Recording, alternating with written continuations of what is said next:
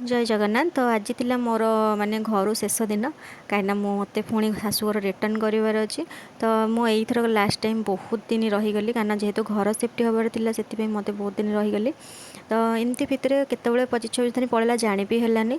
तो भर आज शनिवार थिला जेहेतु खाई आसबू आम तो से जल्दी जल्दी अरुआ भात डालमा गोटे बाड़िया डालमा बसई दीदी ये खटा बसई से भूषण पत्र भूली जाता पचर फुटण कर पचारा कहूँ हाँ मो गोटे खाईदे गला कौन हो मिलूँ पेट तो गले गला तो ता कथा शुणी मुझे पूरा हसुली जोरे।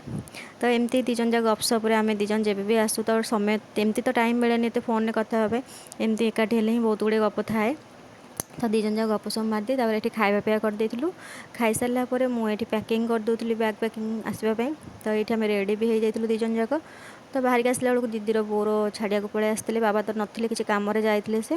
तो आम पलि आसलु भुवनेश्वर एका संगे बाहरलु जाकि पूरा पाखापाखि चंदनपुर पहुँचलु से परिवा जेहेतु घर आसिली तो किसी भी किणी नी तो मुझे गुड़े बोही आने मत भारी कष्ट कहली कहीं गाड़ी ओजन कर ना तो आम पुरी ही किणवा। तो आम से किणाकिणी परिवा मिठा सब किणाकिणी कर पहुँची जाइलु दांडे।